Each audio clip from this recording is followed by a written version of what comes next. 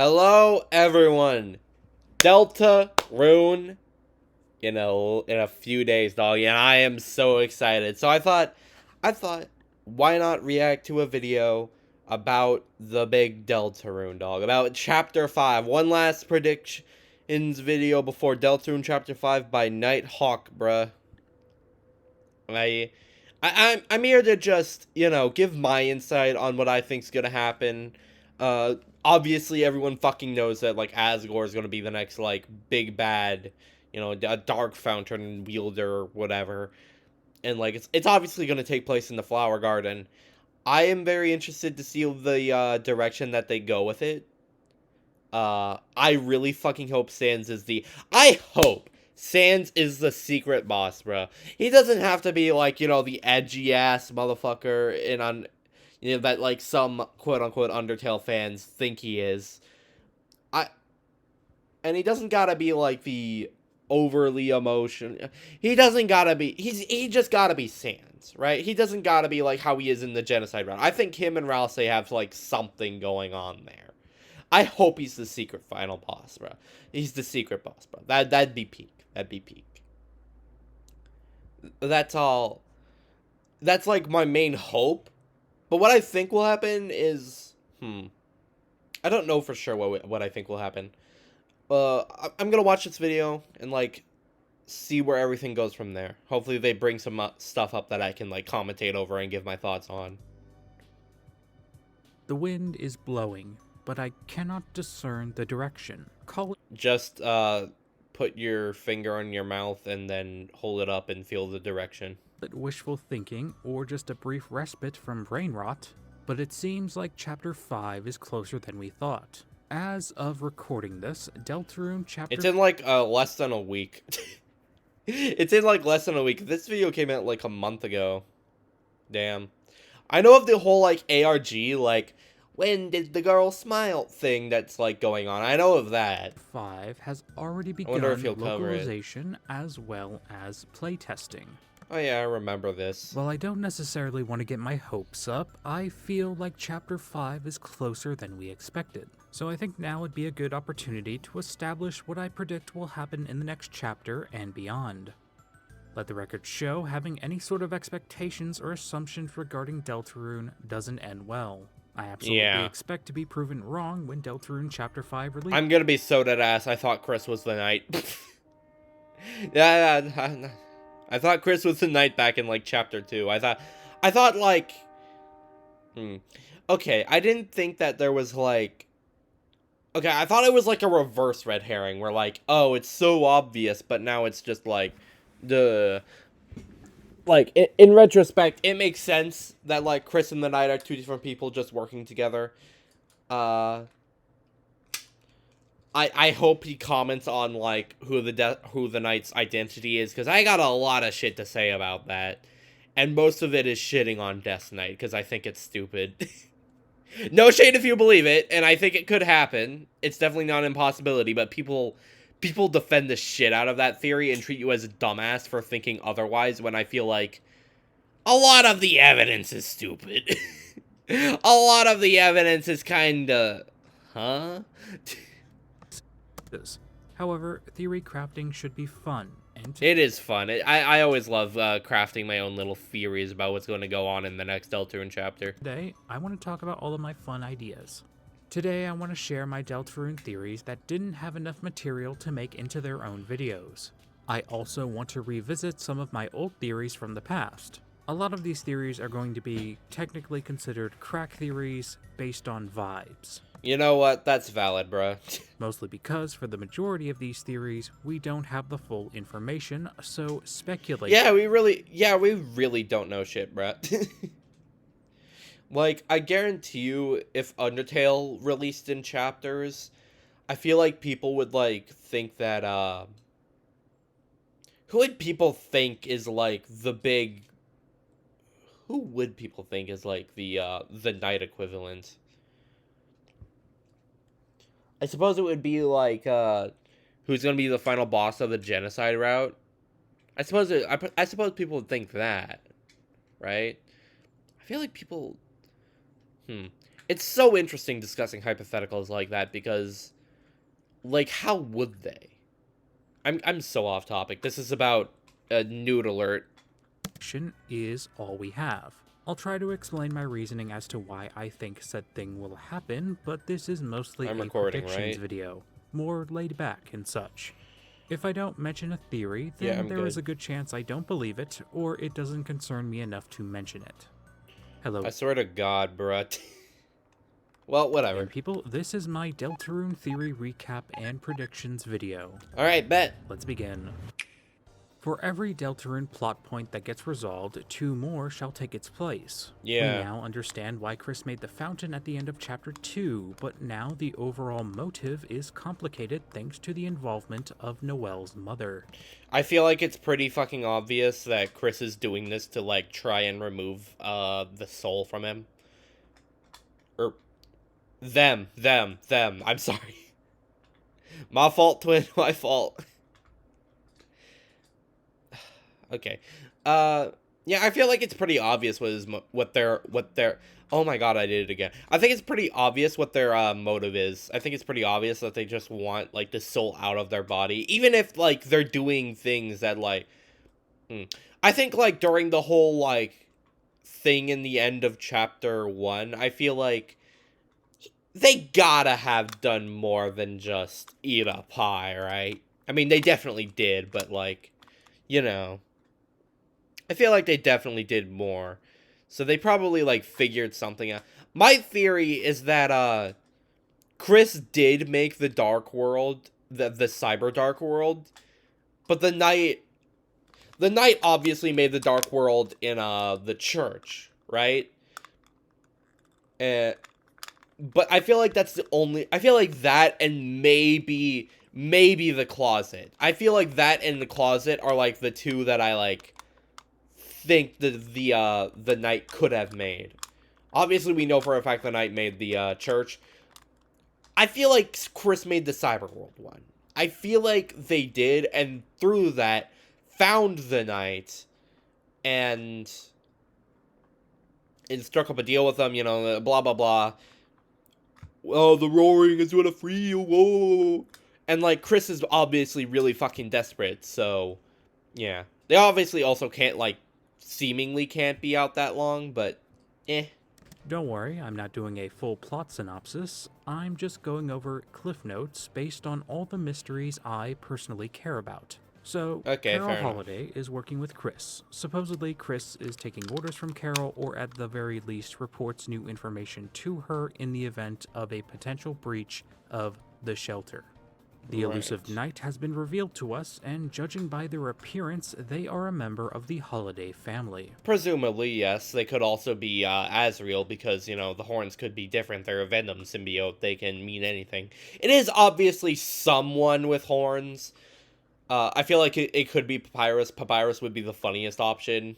And it's not an impossibility. But it's obviously someone with horns. So while it's probably a Holiday. Definitely not Noelle. The other three, I think they're, like, on varying levels of likelihood. But Azrael isn't an impossibility, and we shouldn't treat him as an impossibility. Because, like, there is, like, reason to believe it could be Azrael. Admittedly, less so than even Death Knight, which I feel like has the most stretched evidence of all time. But, yeah. The shelter is their base of operations, as Presumably, yes. they decided to fishnap Undyne the night following Chapter 2. While exploring the Holiday Mansion, we find December's old guitar in her room. A code is seen inside, and to stop the player from gaining intel on the shelter, Chris stops us and calls Carol, who promptly tells Susie to leave. Personally, I am still wondering why this guitar even exists in the first place. Well, actually, I'm It wondering probably belonged to, Des. why the code exists in the first place. I know why the guitar... You're wondering why the code... Motherfucker. They don't want people figuring out how to enter the fucking bunker. Like, obviously it would be inside something, and why not put it inside Des's guitar? It's not really something many people would think of. is there. What I want to know is why Carol didn't know about it given it's her house. What? Chris, presumably, didn't know about the code either. Wait, hold on. Tell Susie to leave. Personally, I am still wondering why this guitar even exists in the first place. Well, actually, I'm wondering why the code exists in the first place. I know why the guitar is there. What I want to know is why Carol didn't know about it, given it's her house. There's no what? There's no there's no evidence that she doesn't know about the fucking code. Huh? She literally snatches it out of Susie's fucking hands because she doesn't want her like learning of the fucking code. What are you talking about? Chris, presumably, didn't know about the code either, which is why They probably did. they only had time to react after we read half of the code. Technically, it was 3/4. How much of the code... Is it a 4-digit password or is it a 3? I forget. We have also Don't forget. found out that Asgore, Chris's father, is involved in the plot with the mayor, although he seems to be unaware of the dangers his child faces inside these dark worlds.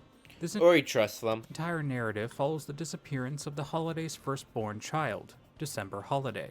Without any further context, we can only assume this is Carol's entire character. Wait, hold on, Hold on, Holiday. motherfucker. Without any further Get your hands off that guitar. Motherfucker, this is so obvious!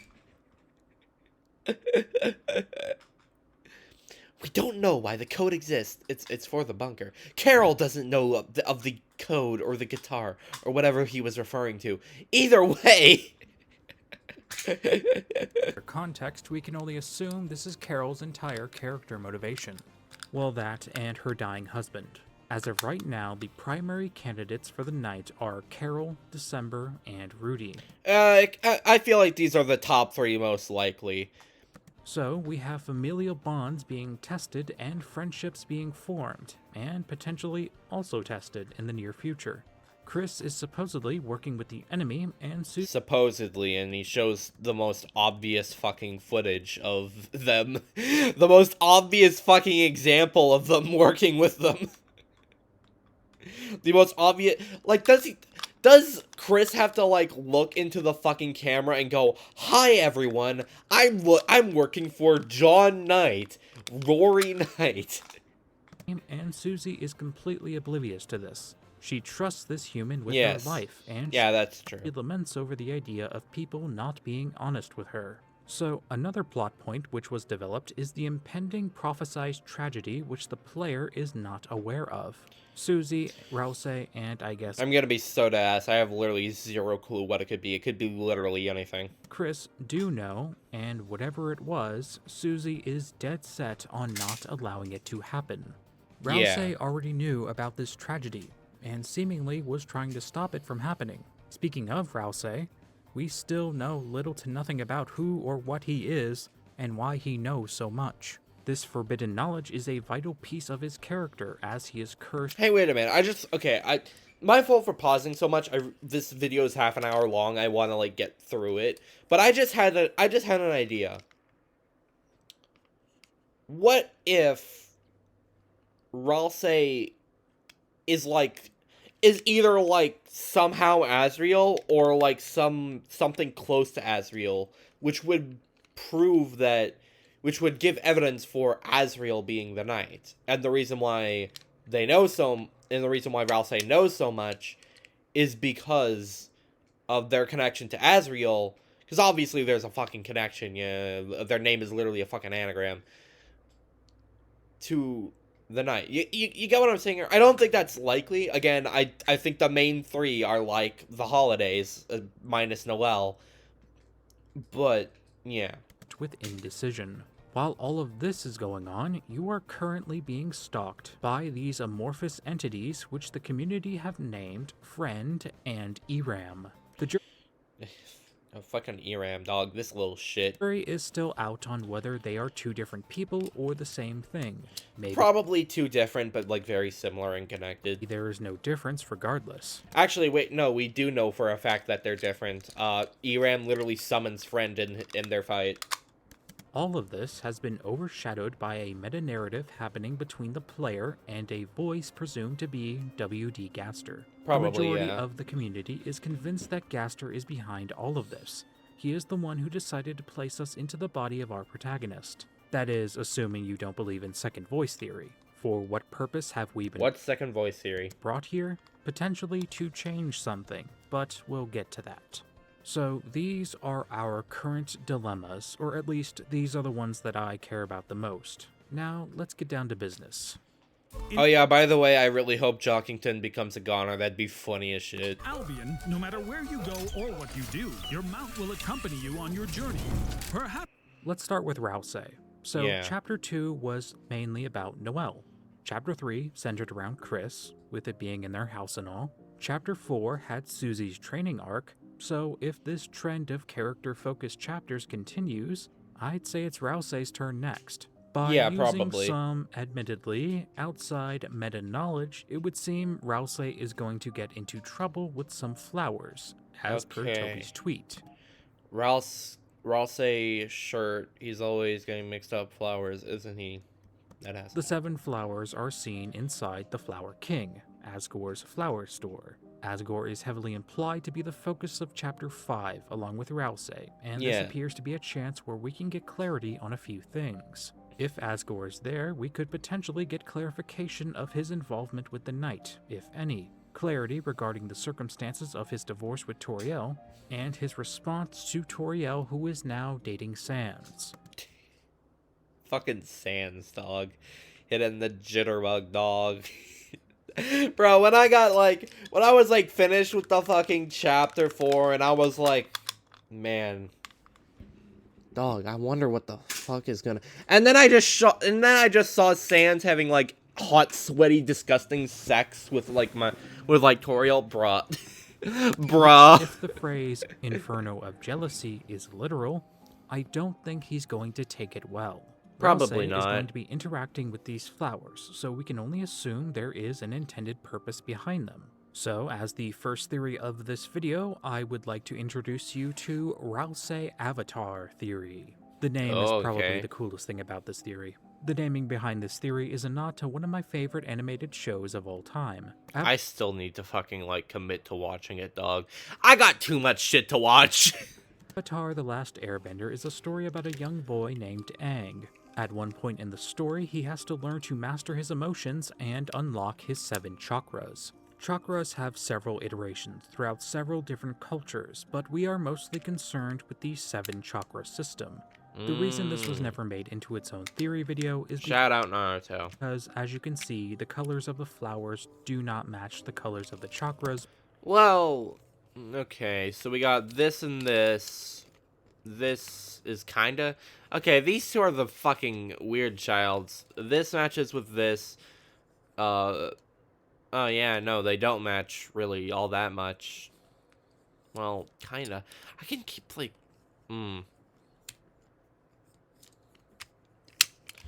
Perfectly. But they do come pretty close. Yeah, they Gold, do. Blue, teal, purple, yellow, orange, and green appear in the flower shop, and there is no red flower.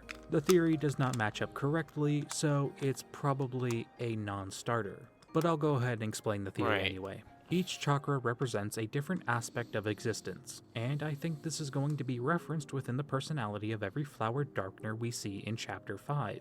Rousey is still on his journey of self-discovery, and the 7 chakra system is a means people use to find balance. It allows them to reflect on their personality and look for improvement. With his little tunic, Rousey is already giving off Buddhist vibes, so it just made sense to me. That's a skirt. Each of these chakras involve I a think. certain emotion Or it's a robe. or aspect of someone's life, so each of the flowers will represent each one in accordance to that chakra. For Do you example, think Rousey was on, like, the furry side or on the Buddhist side in that one video? That one extremely fucking racist video. the green chakra is the heart chakra, which governs love, trust, and compassion. This is a part of Rousey that he seems to already possess until it comes to himself. So the green flowered darkner would probably be very outgoing and caring, but completely ignore its own needs. Rousey could potentially realize this aspect about his own personality and learn from this flower darkner. The reason I came up with this theory is mainly due to Rousey's character as it stands currently. Rousey's character traits are not necessarily negative. He is not a bad person. He is actually very virtuous, but he is unbalanced. Yeah. So I would say there is still some character growth to be had. There's not that much in the way of evidence to support this theory, but like I said, there's a reason why I never made this into a full video. Yeah, now I let's get talk it. It's about just a all of minor Rousey's theory. forbidden knowledge. I am going off the assumption that Rousey is aware of everything. When he made a room for Chris and Susie, the rooms looked eerily similar to their light world counterparts. Well, Chris's room anyways, we still haven't seen Susie's room. And yes, Right. I'm aware that a lot of people think this is Susie's room, but Probably. I'm not sure I'm going with that yet. What the fuck else would it be? What the actual fuck else would it be? Until it's confirmed, we're just gonna assume this is a random room. Why? You are more than obliged to think that this is Susie's room. My thing is that, like, why show it? If it's just a random room, then why, like, make it so similar to Susie and Susie's taste? So, just, yeah, it's just a very much a, what the fuck else would it be? This fact heavily implies that at one point, Rousey did see the inside of Chris's room, so therefore it is not completely out of the I do kind of fuck with the, like, Ralsei is the, horns that Chris used. I do like that idea. question that he could have seen Chris rip out the soul and stuff us into a birdcage. It should be noted that Rousey intentionally left out the birdcage, so we can assume that he either saw the room He left the moss, so that's peak. before the birdcage was there and never looked. Oh, he also moved the I'm very curious. He also moved the, trophies to over there. Hold on, I'm curious. What did I just copy? Coca? Okay. Quizzes.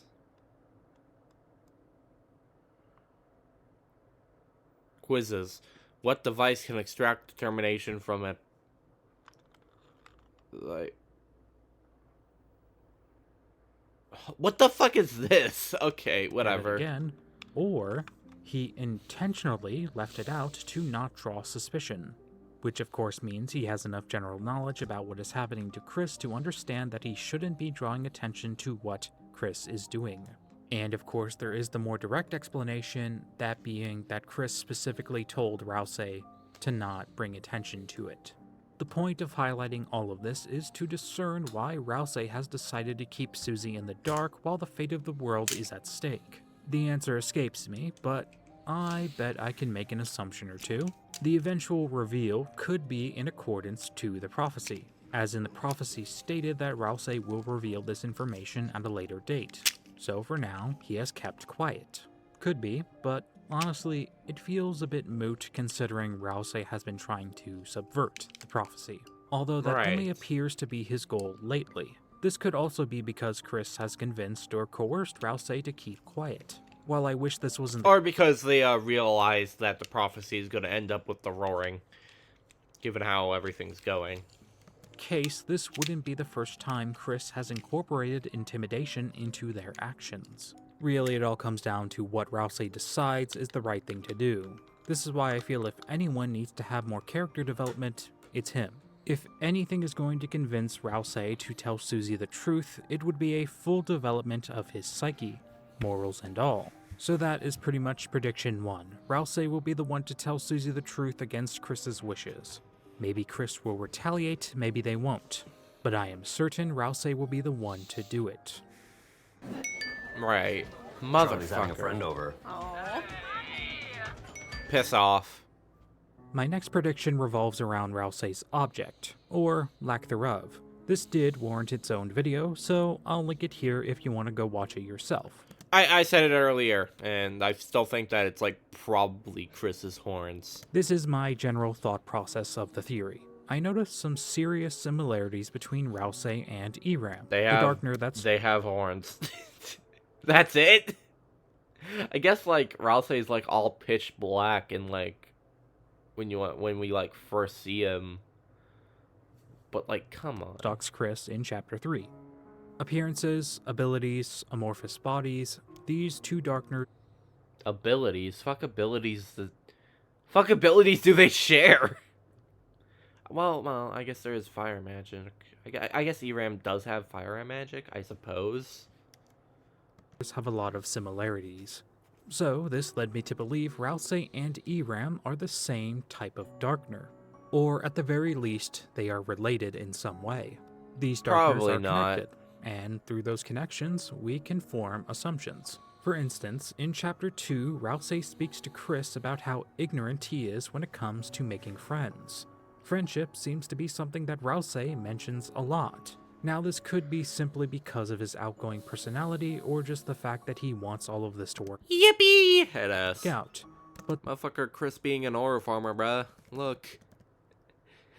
Chris is posing up like Piccolo, dog!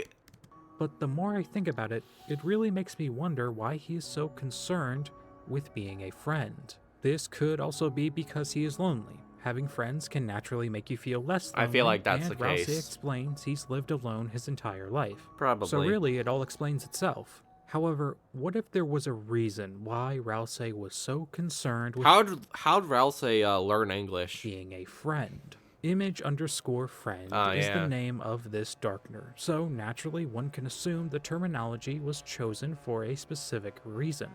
Also, I have a sneaking suspicion this is another Toby Fox surprise double meaning.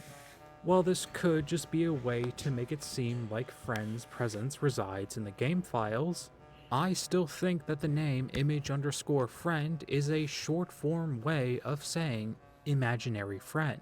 So Probably. you may be wondering, Nighthawk, there is no E in imaginary. Yes, there is. You just put it there. So this is an even more loose logical connection. But dang it, it fits so well, I just can't let it go. I don't think it's like entirely impossible. Like I said, You're fine. if I'm wrong, I'm wrong. In Chapter 1, Pizza Pants says the phrase, "There is no I in Pezza," which of course means he's trying to say pizza, and the reason why the company spelled it that way is because the brand is called Ice E. They took out the I and added the E. The reason why this is Fucking ices, dude. relevant for this situation is because of the Spamton sweepstakes. Oh yeah, that. Noelle is scared by an Ice E pizza box, and in response, December decides to light it on fire, burning out its eyes. Damn, okay.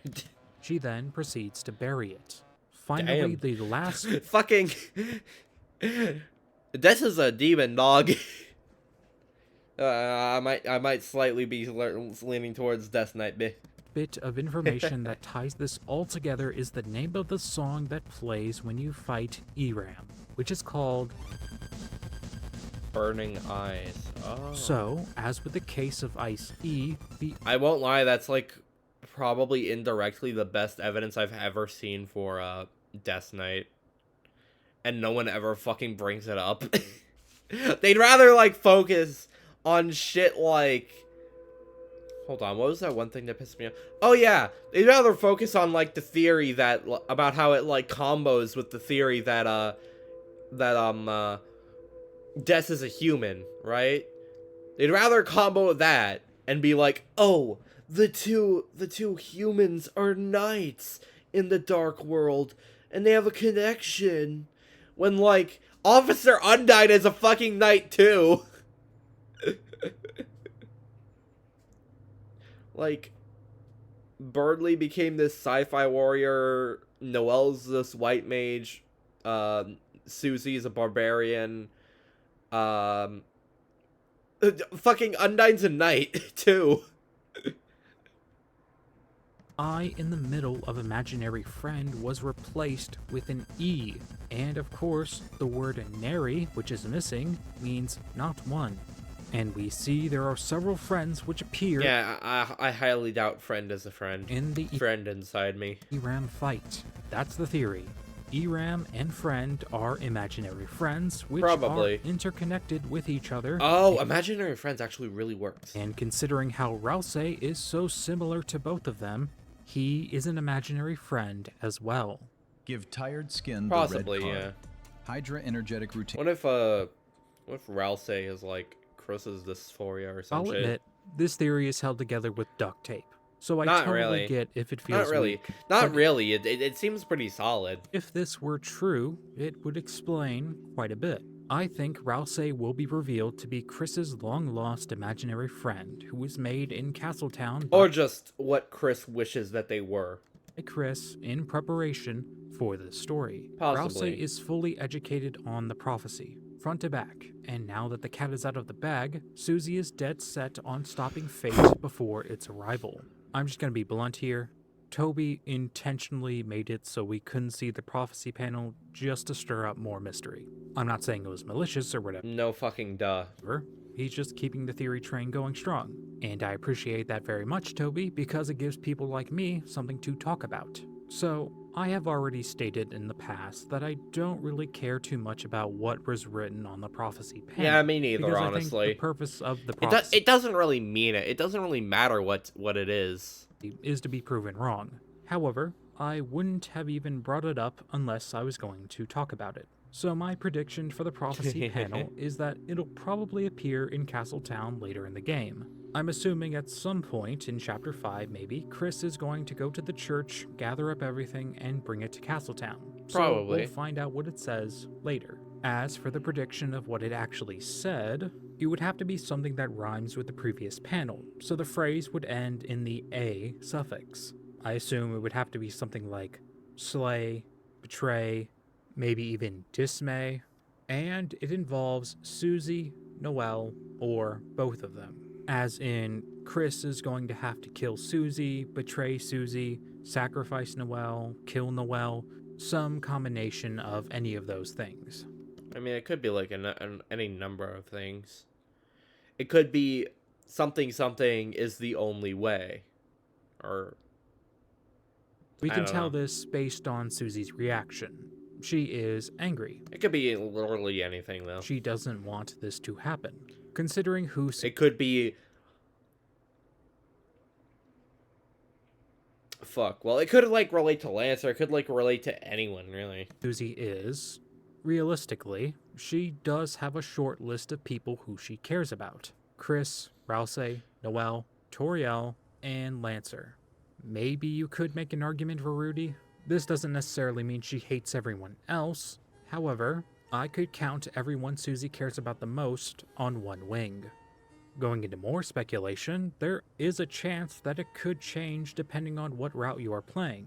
And the more I think about it, maybe that was the reason why we don't get to see it Oh. yet. No matter what it said, That'd be interesting. people are in agreement that it's bad, and it will be the driving force for Susie's actions in the future chapters. Yeah, Speaking probably. of Susie, let's talk about the deception between her and Chris. Susie thinks the both of them are fighting the night, when Chris could very well be in that Dark World group chat. I'll talk They definitely are. The fuck else? The fuck else do you describe any... What other explanation could you have for, like, anything else that goes on? about the potential motive for Chris to work with Carol in a minute, but Hold on. But for now, let's talk about the potential liar's reveal, which has been set up. Say what Probably. you will about the liar's reveal, when done right, it can offer some good tension. Something that I have noticed is that people are I do think Chris legitimately cares for Susie, though. I'm anticipating gonna be a honest. Susie crash. Either that or is into her, probably. Shout out to the Chris Goon theory. Out to happen when she finally is told the truth. Well, yes, I have no doubt Susie will be angry. There is no way that she is going to be angry enough to break away from Chris. Susie is unaware of information about her friend that could change the way she sees them. Where have I heard this story before? Oh right, I've actually heard the story twice before, in Chapter 1 and in Chapter 3. Susie was fully under the impression that Lancer was betraying her, and despite her rage, she didn't do anything too hasty. We even see hints that she acknowledges how awful things could have been if she didn't let Lancer explain himself. This realization is a vital part of her arc in Chapter 1. Bro, what's Susie feeling like, dog? She aura farming. Letting her guard down, trusting people, understanding that maybe you don't have the clear picture, and there is a good chance someone is keeping something from you because they care about you. Something we see Susie doing in Chapter 2. Following Chapter 2, I was fully convinced that Susie would have been equally upset when she discovered that Lancer was a playing card. And I was wrong. Time and time again, Susie has proven to this community that she can be very forgiving. And to the people who think Chris of all people would be the exception, then I have no idea what game you have been playing. In conclusion, Susie represents Christian values better than most Christians. when the reveal comes, Susie could react in a multitude of ways. It all truly depends on the context and the person who says it. This is also one of the reasons why I feel like Rouse has to be the one to tell her. If Carol tells Susie this information, Oh shit, what if Susie's the secret boss? she would just scoff, laugh. But if Rouse told her, if Rouse tells her this, Ugh, there is excuse no me. denying it. If it was anyone else, Susie would probably just assume Chris was a double agent for her side. The ideal version of this story would probably be Right. Chris telling her themselves, although I don't think this is how it's going to go down. Chris has made a promise to the Knight. Speaking of the Knight, With base 44, Fuck base Simple 44, sentence bruh. becomes Fuck base your 44. life. this elusive, gravity-defying fraud has been built up to be This elusive gravity-defying fraud, bruh. You died on the first attack. I know all of y'all died to the first or second attack, dog. You did not. They are not a fucking fraud. the main antagonist of the game. Yeah. It should be briefly mentioned that there is a typical trend with Toby Fox games when it comes to villains. There have been several situations where an antagonistic character has developed into a friend. This doesn't necessarily exonerate them, it's a bit more complex than that, but I don't think they'll do it here. we're not here to talk about that today. Or they could. They could. I have no clue. I have no clue how Deltarune is gonna end, dog. Okay, so who is the Knight? If you were to ask me before the new chapters, I would have told you Father Alvin, but now our options have been limited significantly. I'll be Yeah. real. I feel like I've gone over this a bunch of times now. Alright, lay it on me. I say this every time someone says Death is the Night. So, I'm just gonna get down to it. The Knight is a holiday because of the antlers. If the antlers are a red herring, that would be deceptive and lame. Yeah, I don't think it's gonna be a red herring again because we just had our red herring with Chris. You gotta think of this from the perspective of the whole game here. Cause Deltarune, I don't think Deltarune was supposed to release chapter by chapter. I believe all the chapters were supposed to release after chapter 1 at once. But then, the game got popular and they decided, steady. This is definitely better for the game's health overall. It's made the game relevant for literally almost a fucking decade at this point. So, yeah, but thinking of it from a full game perspective, it's definitely not a red herring. There is definitely no red herrings when it comes to the Knight's identity. All the evidence works towards. I think Toby built up a really good mystery here, partly because of the chapter by chapter release. But yeah, I don't like the idea of the game the red herring was already Chris. straight up lying to us. Seems very unsportsmanlike to the theory crafting community. With the mystery of the prophecy panel, I can tell theories and theory crafting are kept in mind when formulating the story. This is just the norm for indie games now, story-driven ones at least. For example, there's this one game called Pinata Puppy World that I've What the fuck is this? been following for several months now, and there's an entire website dedicated to this indie game. And the Cool. game doesn't even have a demo yet. And when I Oh, say damn. website, I don't mean just a place where you can go buy the game. I'm talking a whole ARG type thing with games and such. Probably. I'd imagine that's how it would go. Any Pinata Puppy fans want me to make a video on this, by the way? I mean, I'm chill. I will. It'll give me a reason to actually look at all this. You can do it if you want, bro. Just let me know. Anyway, my point is that fan theories are kept in mind when the story is being made. If Toby gave the night horns just to have the night not be a holiday, this would just Or Asriel. be him trolling the player base for a laugh. Would Toby Fox do this? Yeah, he would. And he's done so in the past. Maybe. Although I don't think he would do it for a plot point like this. The night is... Yeah, I feel like this isn't, like, gonna be a shitpost. I feel like Toby's gonna realize this. Like, I don't think Gassler's gonna be a shitpost. I don't think the night's gonna be a shitpost. Whatever. like a very important plot detail that pretty much the entire community has been obsessing over ever since chapter 1. Now, of course, I'm not saying I'm going to be upset or whatever if the knight ends up being Papyrus. I will end up thinking that it was a strange decision, though. So, I mean, like, everything else about the knight's design would, like, actually make you think it's Papyrus at first glance. so from here, I'm going on with the assumption that the night is a holiday. Yeah. Rudy is in the hospital, and he can't get up. But it is... He can. a possibility that Rudy is only sick in the light world. This would explain why the knight looks damaged, but it doesn't explain how Rudy could carry a strong person like Undyne all the way across town. They could have knocked her out, like... Okay, they could have... Rudy could have, like, knocked her out, like, while he was, like, in his knight form. You know? If Rudy was only sick in the light world, then Yeah. Rudy can't get up. What the fuck is this? I honestly doubt he would have the strength to do this and go to church the following day. Now, as much as I hate this idea, I wouldn't be covering my bases unless I talked about the possibility of Rudy faking his illness. I'm just going to say this, and I really hope no one disagrees with this hot take. People who fake life-threatening illnesses are scum. Noelle Yeah. and Carol are... I don't think it's fake. Carol is generally portrayed to be super strong, so Rudy Knight isn't, like, super out of the question. Also, again, could have just knocked... Like, Carol is, like, portrayed as being decently stronger than, like, than Susie, generally, in, like, the one fucking scene she's in.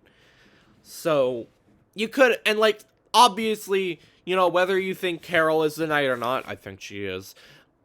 She's obviously got something to do with it. So if it's Rudy, then that's a good explanation, you know. Maybe he just hid behind the house.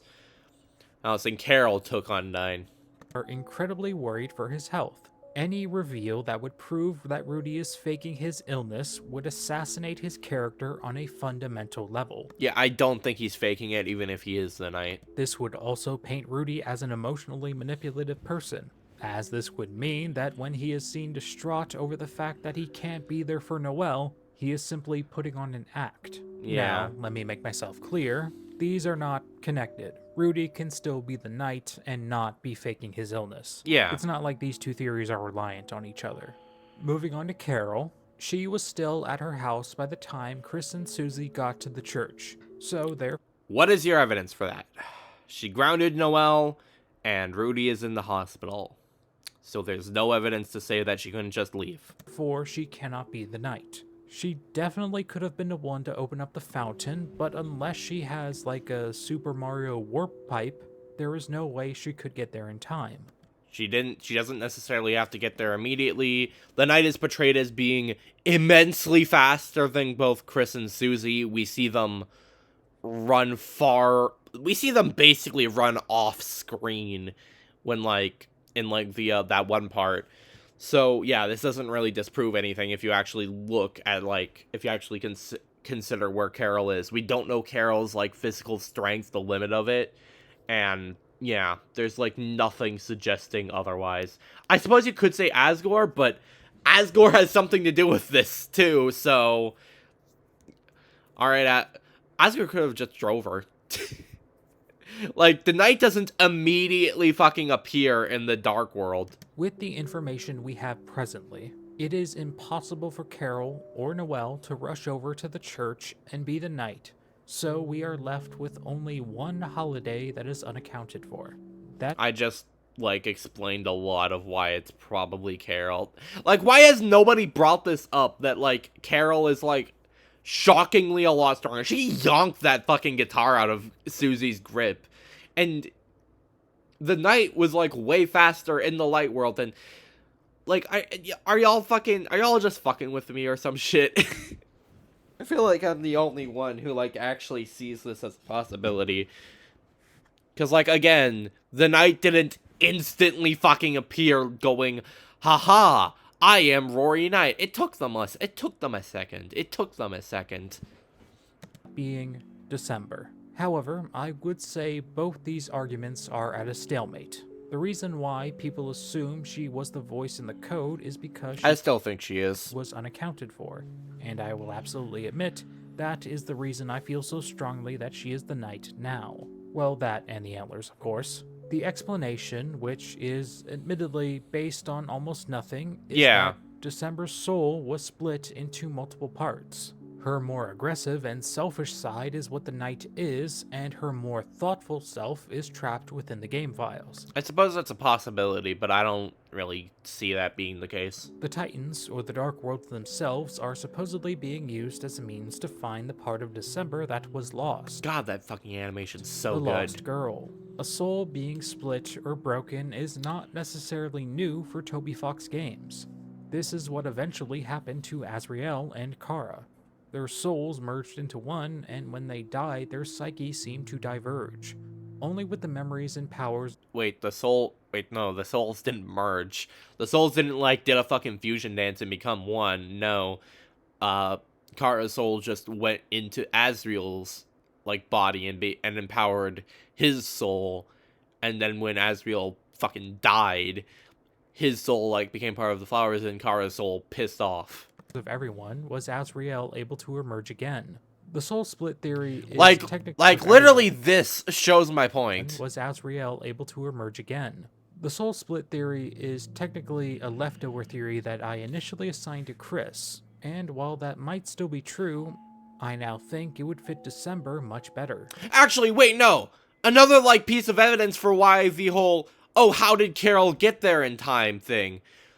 Chris, in the fucking Snowgrave route, like in the Snowgrave route, when he, like, shuffled out of the building, he oh, fuck, I'm so sorry, dude. I'm so sorry I keep misgendering Chris, I'm sorry.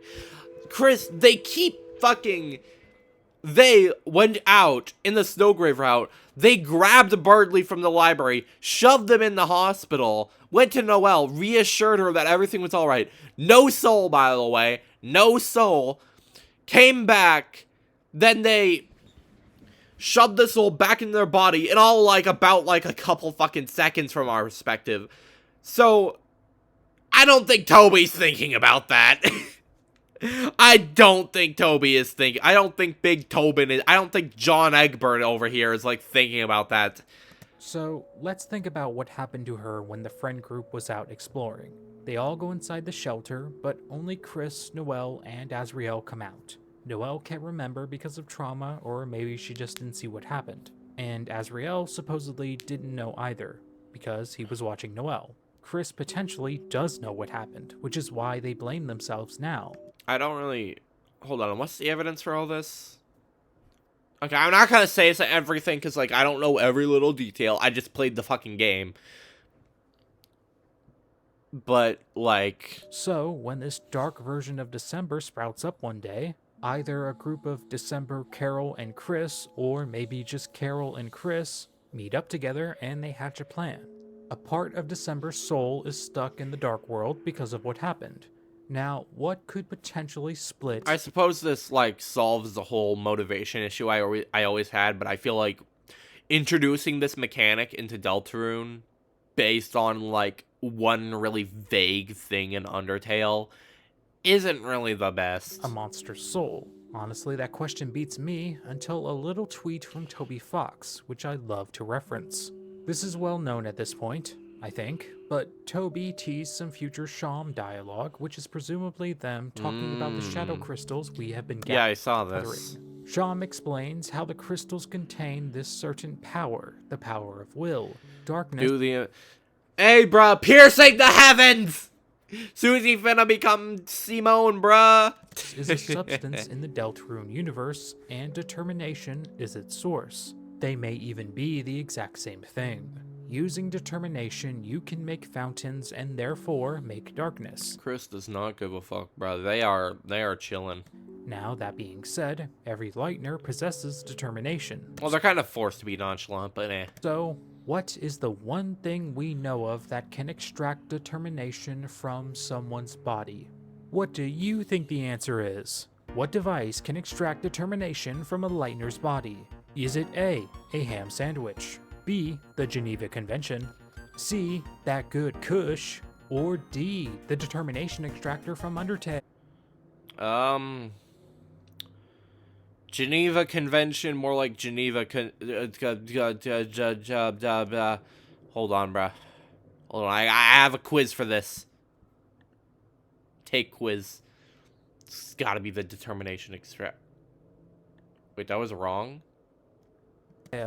Put in your answers now. What the fuck is leave? Oh, that good The Kush. correct answer is obviously A, because there is no determination extractor in Deltarune. Oh, yeah. Or is there? So the shelter is kept Wait, so the quiz, fucking decided that this was right. Man. off limits for most Hold on, people. can I redo it? And now No, I we can't. might know why. That's the Bitch. base of operations.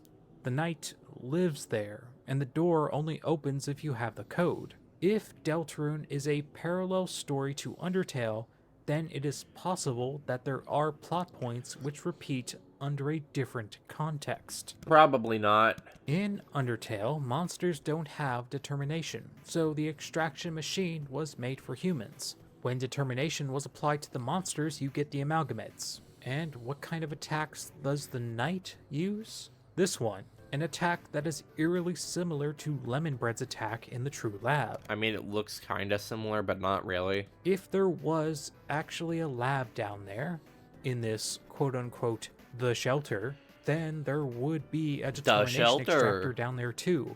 And if a Deltarune monster fell in there, they would probably have all the determination sucked out of their body. So, what happens when a Lightner loses all of their determination? I mean, it has to go somewhere, right? A being of pure determination, pure darkness. They are only driven forward by their motivations, their will. What they want is to get their body back. So they will open up as many fountains as they can to do so. Darkness is determination. Light is inspiration, your memories, your ideas, your logic, your reasoning. A light half of December trapped within the game files, and a dark half that acts akin to a wild animal, only doing what they want. This is why December has hands like Gaster. She suffered the same fate he did. And that could very well be the reason why he sent us here. Or I'm just making things up. Without Probably, honestly. I don't really see this being any more than headcanons. more context, this is simply a rather satisfying fanfic at this point. Yeah. There is even he literally fucking acknowledges it. Zero evidence that there is a determination extractor in the shelter. Yeah. Although the chances of one being there are not zero. Yeah, I'm not gonna pretend that, like, Des being the Night Zero, I wouldn't be that surprised if she is. I just feel like people are way too fucking aggressive at, like, other options and are way too willing to, like, jump to conclusions when, like, there's, like, very obvious counter evidence. Now, if you don't like the idea of soul split theory, then I have another option for you. The voice Okay. inside the code can Lay it on simply me. be someone else. Thinking back, I suppose it could also not even be related. It could not be that. Yeah, it not being Des doesn't prove anything. right? Has there ever been a direct reference to December in this dialogue? Like, how No. can we tell don't think definitively so. that this is December speaking? The text I'm referring to, if you don't know, is from this person who has been trapped in the game files. Every new chapter, we get more dialogue. Hold on. This text is Hold on. I want to reread this. It's so dark. Someone who has say been trapped something, in the please. game files. Every new No one can hear me. I guess not. I swear I hear something chapter, we like get more scratchy. dialogue. This text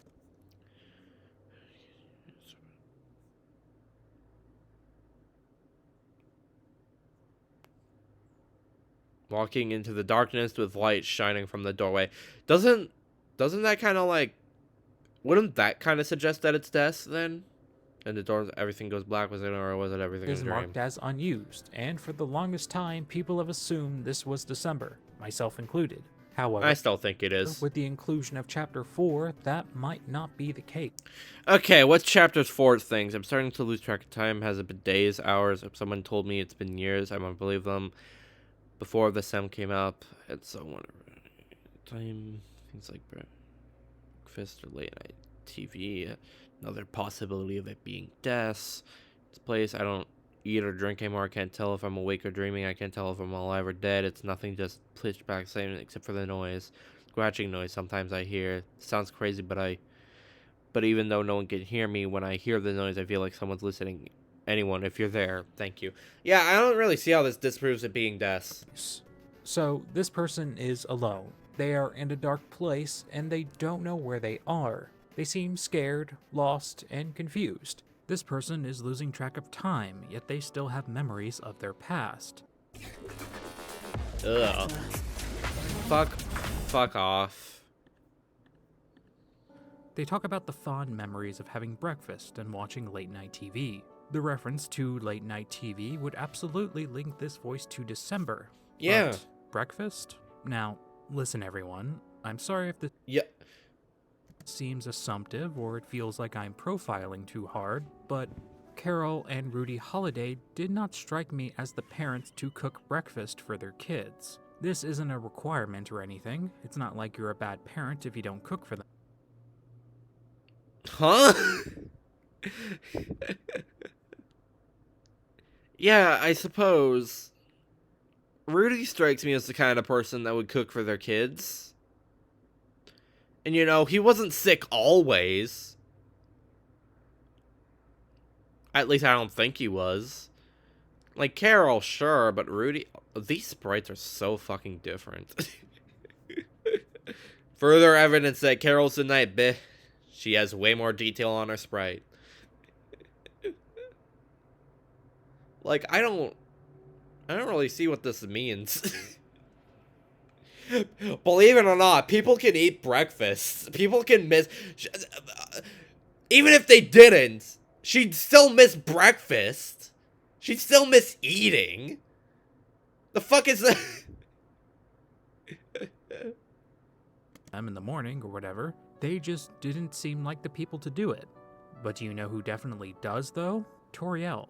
And as it turns out, she literally does this in Chapter 4.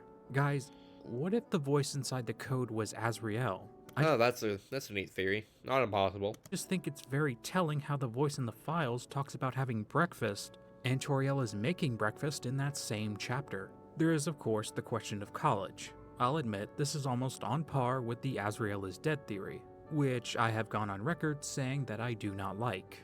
This idea goes I don't like it either. against one of my strongest Deltarune opinions. I was still holding out for Big Brother Azriel to show up and save Chris. But when I look at this dialogue, it doesn't feel like December as she has been set up. We don't know how December speaks, so once again, I am basing this on vibes.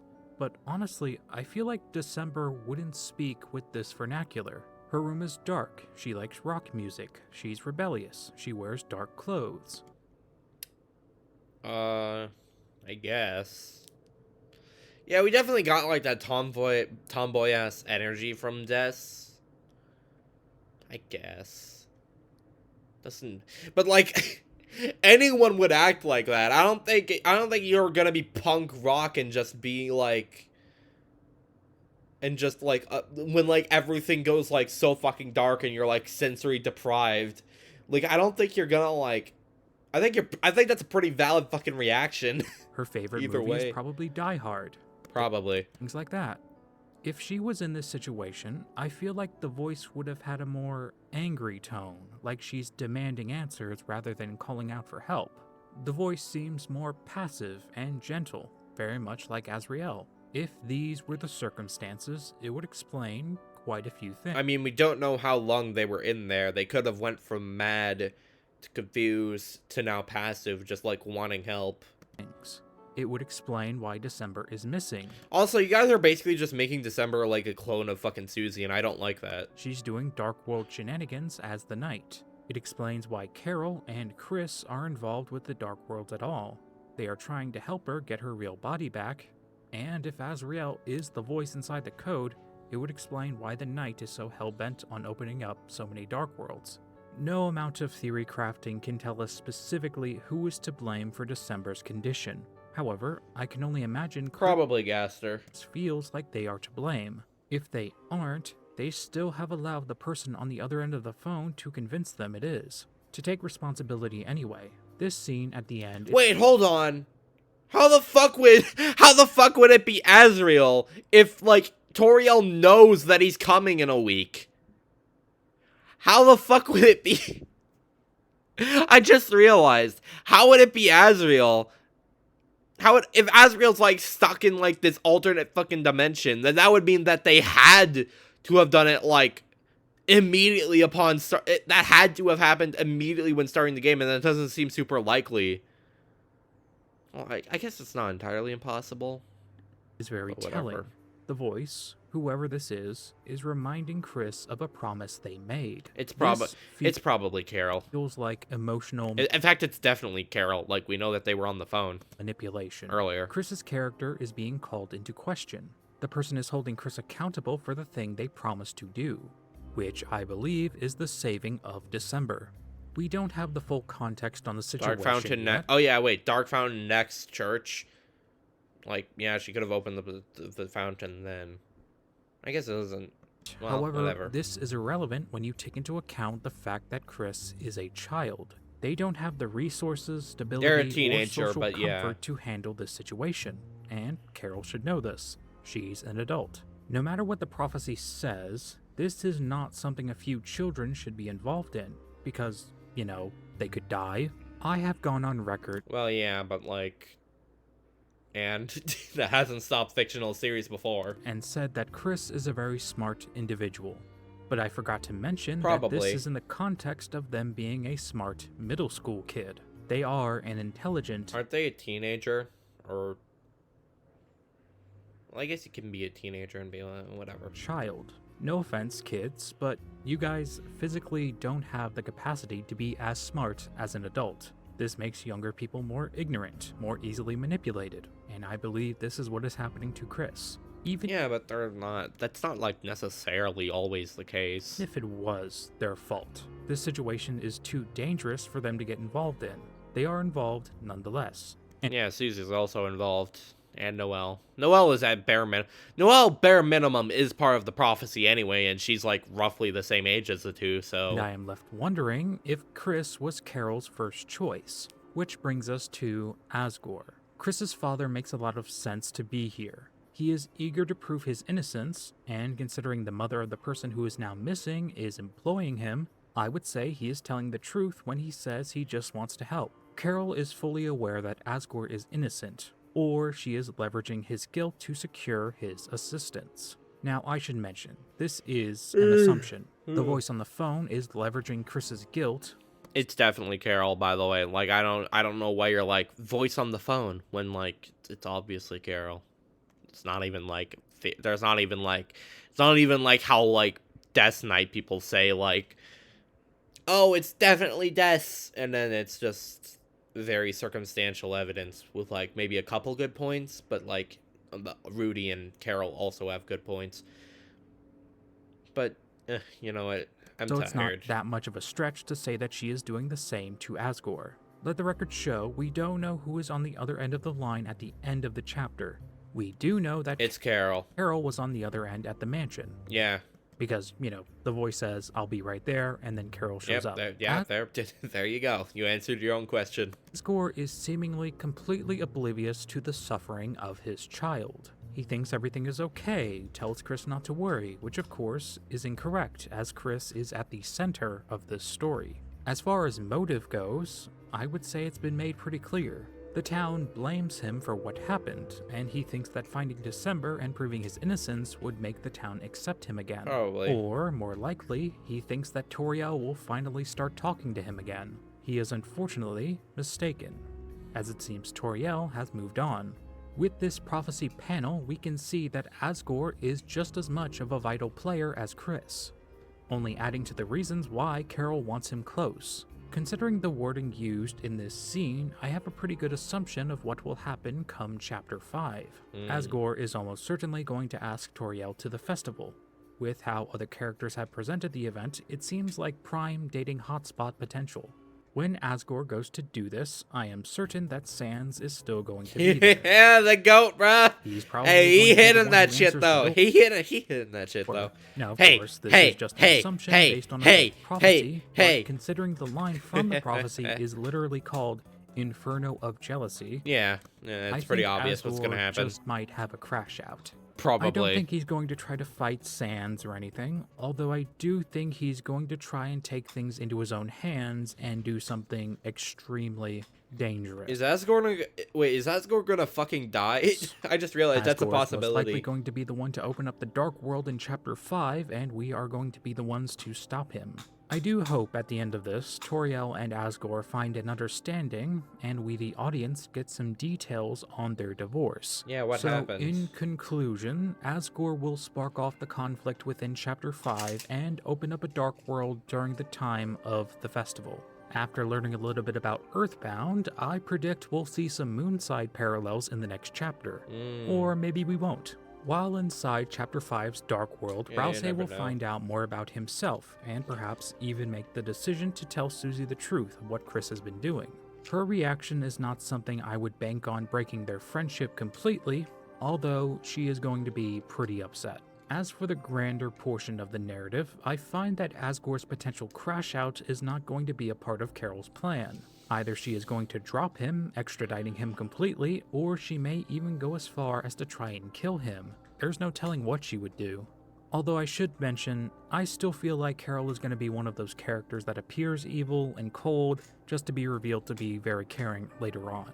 As far as the I mean, yeah, like the whole thing with like Carol Knight is that I assume that she's doing all this to get deaths, because like we see that dead people can be revived, with